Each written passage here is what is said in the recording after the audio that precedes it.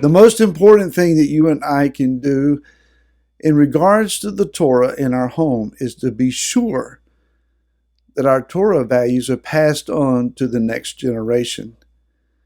Hi, this is Barry Phillips with 10-Minute Torah, day number 5 at Tavo. Let's finish up with the 9 verses of this portion that are found in Devarim, or Deuteronomy, chapter 29, verse 1 through 9.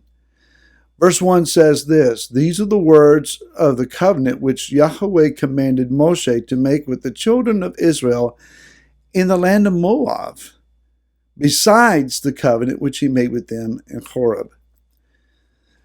Moab and Horeb.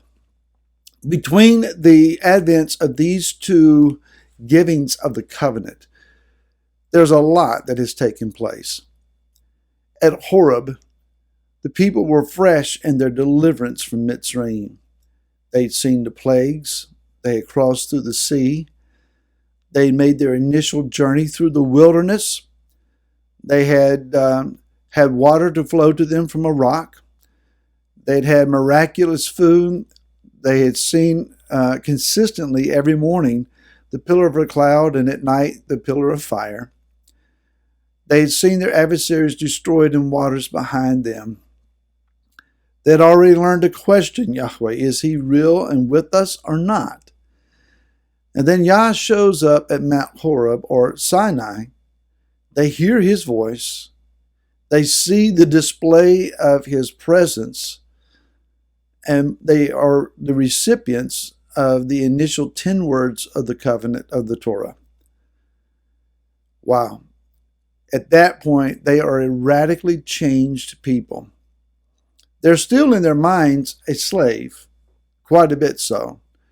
They haven't quite grasped the understanding yet that Yah was transforming them from refugees or fugitives into a nation. By the time that they reach Moab, they've had 40 years of living this life. 40 years of Torah life. Moshe has taught them the Torah. They have been organized as a Torah society. They have the Mishkan dwelling in the midst of them. They have a functional priesthood that serves them on a consistent basis. They've been eating manna for decades. But also remember, it was at Moab that Balaam got involved, trying to curse him and could only bless, but then devised the sinister scheme of seduction.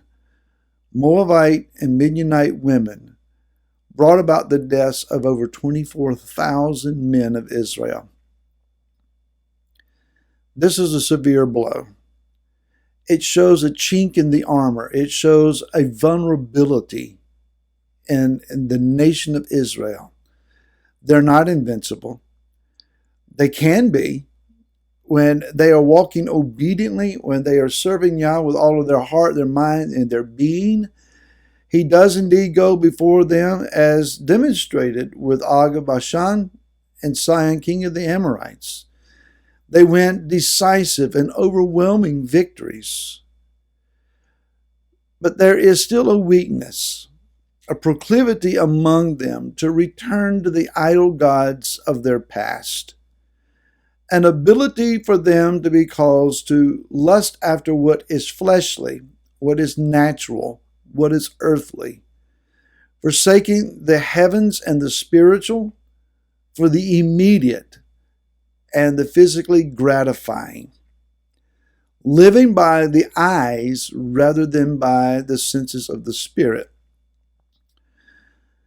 Too often this is still the case for Israel scattered among the nations living in exile, such as ourselves are experiencing.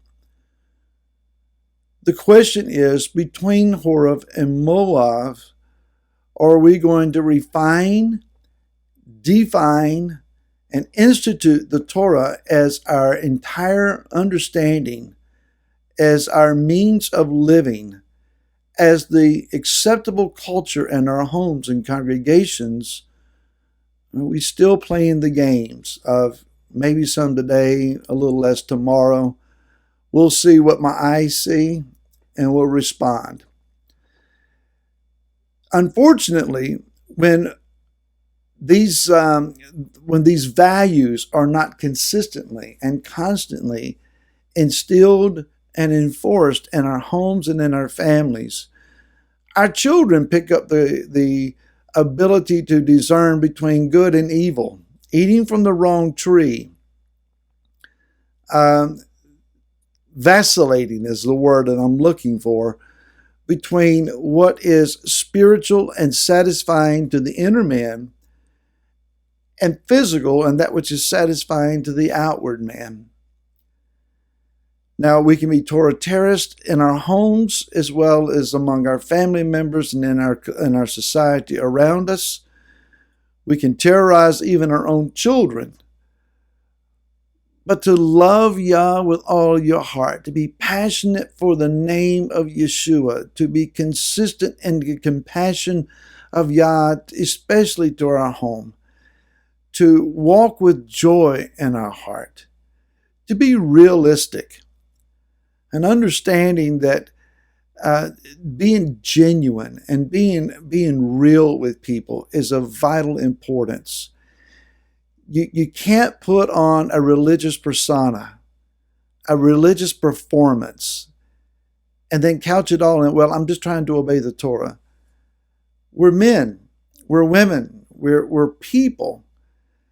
And that means that we need to embrace life. We need to get our hands dirty. We need to be real with those that are hurting, not preaching them a sermon. Sometimes they don't need to hear a nugget from the Torah as much as they need someone just to listen to them and maybe not try to correct their life or preach to them something, but to listen, to love, to be tender and have compassion. That will set a foundation for them to hear the wisdom of the Torah days, weeks, or maybe even months or years later on. But we have to be real with folks. This generation, Moshe is talking to them as if they are first generation. The reality is, Am Israel, from the day that we were created until this present moment, we're not a whole lot different. We still have the same proclivities to idolatries, to yielding to the flesh, to walking wayward, to being greatly encountered by the presence of the Most High today and struggling tomorrow. Consistency. Consistency is a great value.